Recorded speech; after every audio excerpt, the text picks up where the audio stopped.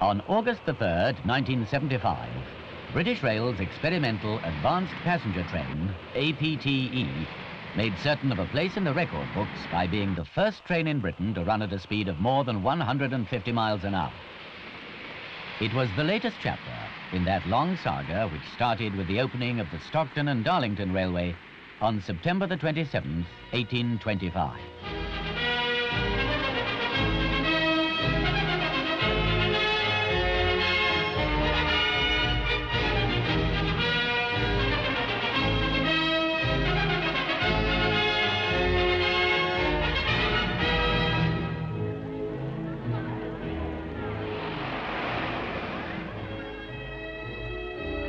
Remember George Stephenson and locomotion?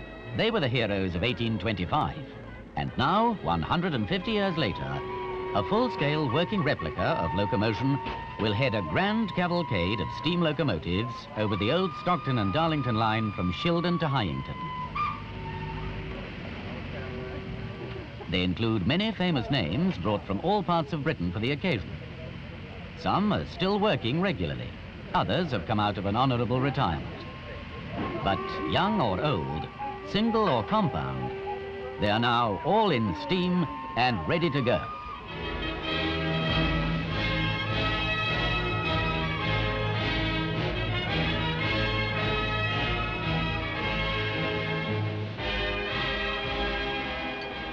First away is the replica of locomotion, hauling two original Stockton and Darlington vehicles, this early Chaldron wagon and the passenger coach of 1867.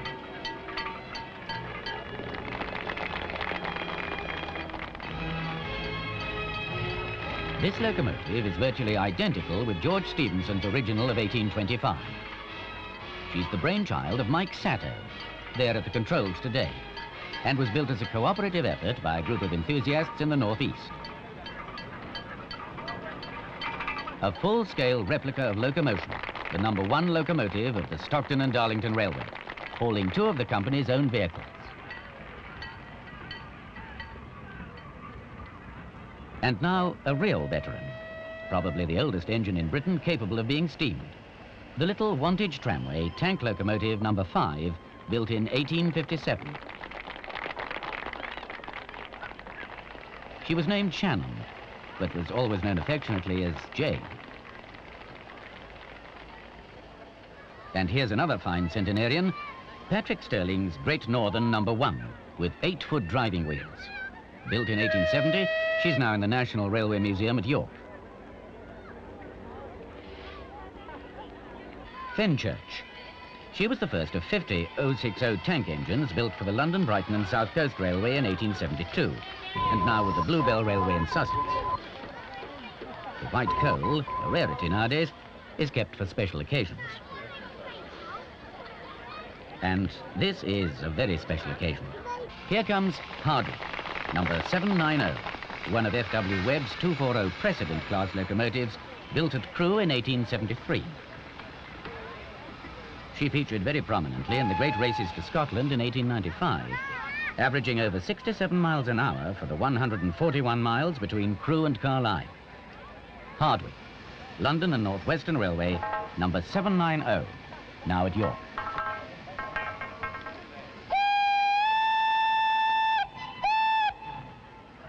Another visitor from York, Northeastern Railway #910 of 1875. She's the only locomotive here today who took part in both the 50th and 100th anniversary celebrations of the Stockton and Darlington. Also here in 1925 was this historic Great Northern locomotive #990. Designed by H.A. Ivett and named after the general manager, she was the first of the Atlantic-class locomotives to be built in this country at Doncaster in 1898.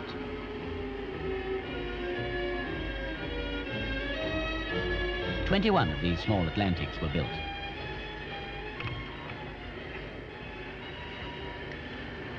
Visitors to the Keighley and Worth Valley Railway will be familiar with this one, #51218, the little 040 Pug-class saddle tank engine built originally for the Lancashire and Yorkshire Railway in 1901.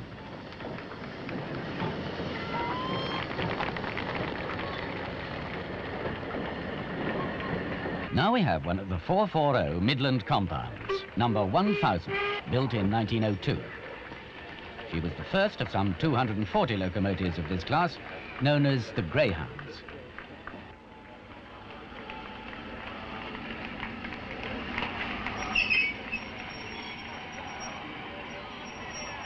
A great favourite among the crowds here today, this 044 tank engine, number 419, was built in 1907 for the Caledonian Railway. These engines were well known to suburban passengers travelling in and out of Glasgow Central.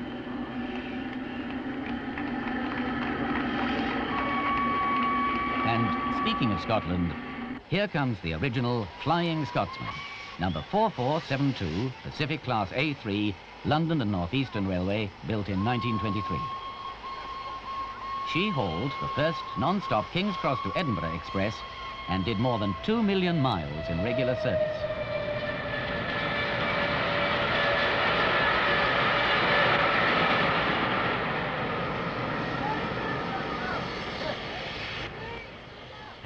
Another great express passenger locomotive of the 30s, the London, Midland and Scottish Jubilee class Leander number 5690, with 3 cylinders and taper boiler, designed by W.A. Stanley.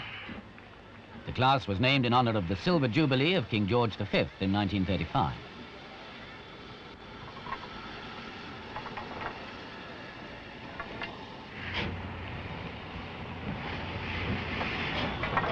Princess Elizabeth, number 6201, was also built to Stanier's designs. In 1936, she made railway history by doing the round trip from London to Glasgow and back at an average speed of almost 70 miles an hour for over 800 miles.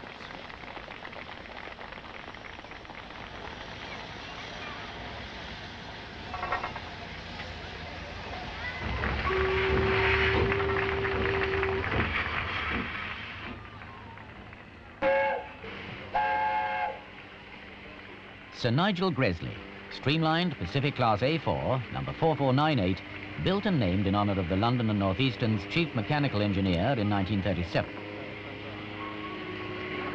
She is one of the same class as Mallard, number 4468, which on July the 3rd, 1938, reached a speed of 126 miles an hour between Grantham and Peterborough, the unbroken world record for steam traction. And this is Cookham Manor, 460, number 7808 of the Great Western, built in 1938.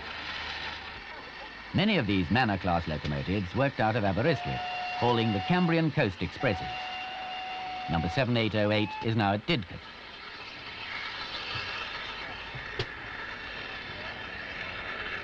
Whilst this one, the formidable 210 Gordon, is on the Severn Valley Railway. Built in 1943 to R.A. Riddle's austerity designs, she was one of the class that worked overseas, helping to restore rail traffics in war-torn countries.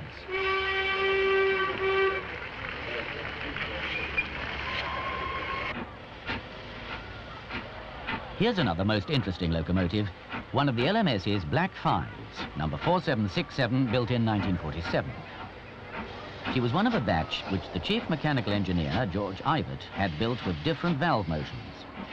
This one has George Stephenson's link valve gear, introduced more than 100 years earlier.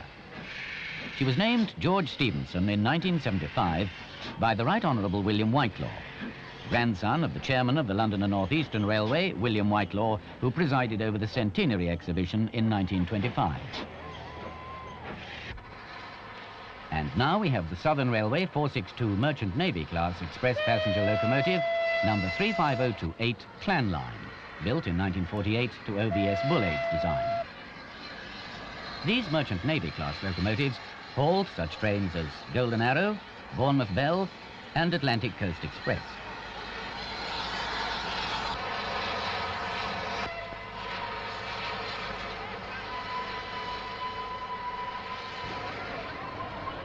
And on the Great Western, number 6960, a 460 Hall class locomotive, Raveningham Hall, built in 1949 and restored at Carnforth. She was one of 330 halls built at the Swindon Works.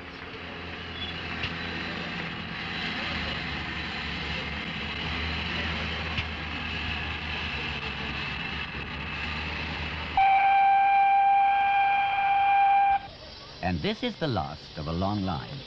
The last steam locomotive to come out of Swindon. The last steam locomotive to be built for British Railways. Evening Star, number 92220. Wheel arrangement 210-0, class 9, freight.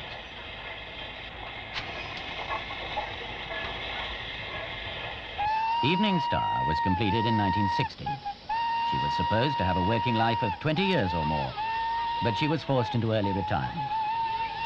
By the end of 1968, steam had been replaced by diesel and electric traction on the standard gauge lines of British Railways. We've come a long way from our starting point on a journey that has lasted 150 years. And now, to bring us right up to date, British Rail's prototype high-speed diesel train, number 252001, the same train that on June the 12th, 1973, set a world record for diesel by attaining a speed of 143 miles an hour on the East Coast main line between Thirsk and Tollerton. The start of yet another chapter in this long history of locomotion, which all began here on September the 27th, 1825.